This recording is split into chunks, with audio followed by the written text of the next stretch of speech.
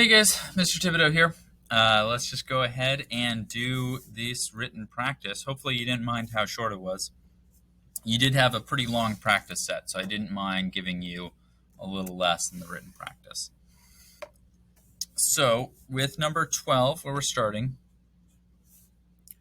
we have find the value of each variable.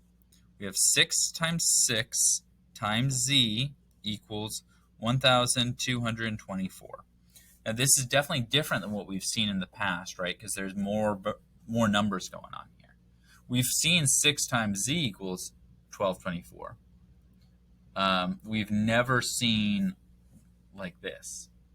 However, it actually becomes pretty easy because we just combine like terms. Okay, that 6 times 6 turns into 36. That z hangs out. Now this is exactly what we've seen in the past. Okay, we know our multiplication rules and we know our division rules. So we know that we can do the inverse. Instead of 36 times z, we're going to do z equals 1224 divided by 36. Okay. 36 divided by 1224. I think that's 4, maybe. 4 times 6 is 24.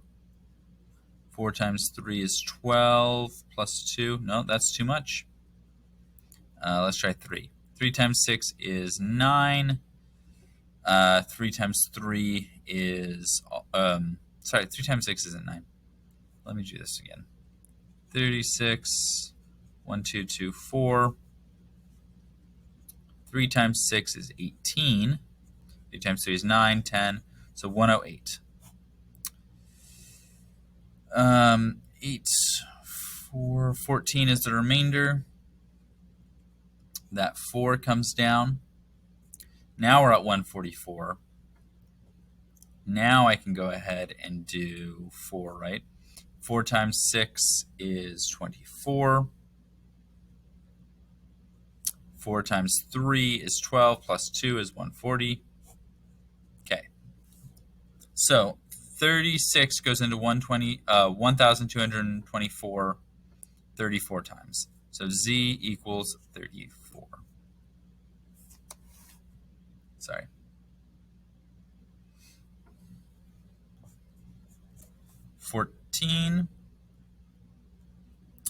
W minus 98 equals 432. We're going to do the opposite. So instead of subtracting 98, we're going to add it to the other side. W equals 432 with 98 added. 530. 16. W divided by 20 equals 200. Now, if you know your multiplication facts, or if you do the inverse, instead of dividing W by 20, we multiply 200 by 20. Okay, W equals 200 times 20. That is 4,000. Okay.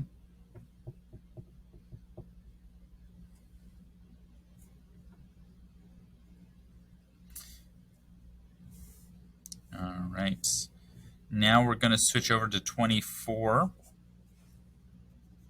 on the next page. Compare these numbers.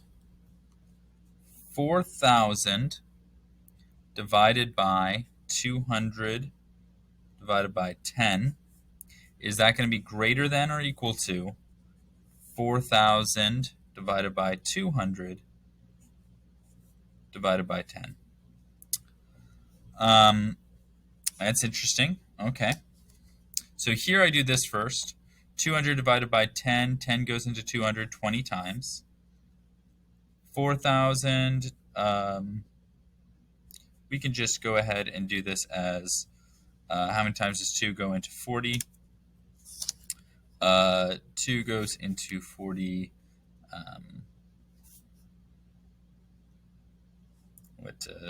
20 times?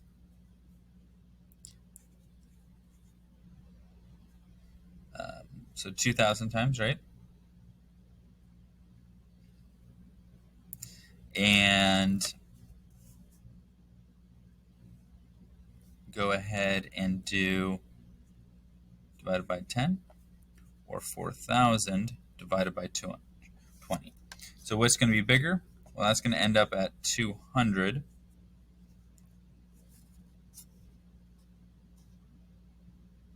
I think I did this wrong. It should be 4,000 divided by 200 is smaller.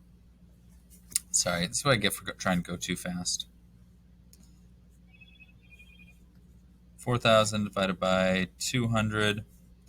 200 goes in 400. 2 times. It's just 20? Yeah, it's just 20. Sorry about that. It's not even 200. It's 20.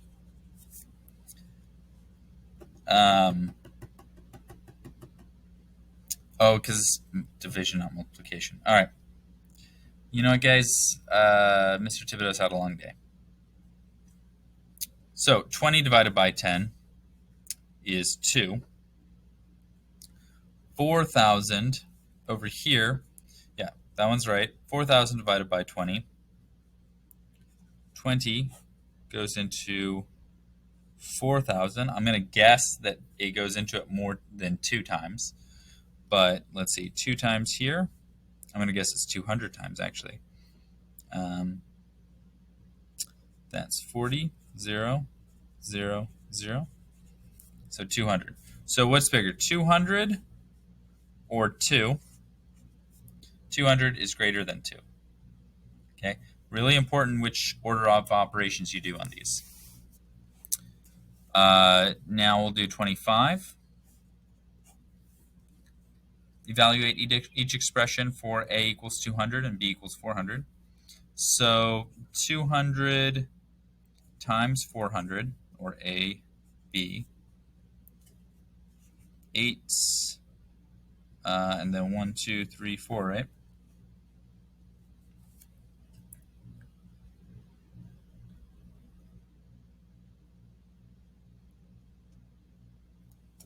All right.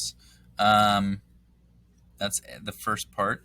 Second part is 200 minus 400. That's negative 200. Then we have 400 divided by 200. That equals 2. 26. Refer to the figure at the right, answer A and B. Which angle is the acute angle? So that's a smaller one. So you can't just say angle M, right? Because there's 2 angle M's. There's AMB and there's BMC. So we're going to go ahead and say angle BMC. Or you could say CMB. Both of those are the same. That's acute. And the obtuse is angle AMB. Okay. Oh, and which one's the straight angle? That's what I wanted to know. Sorry. AMC is the straight. Okay. There we go.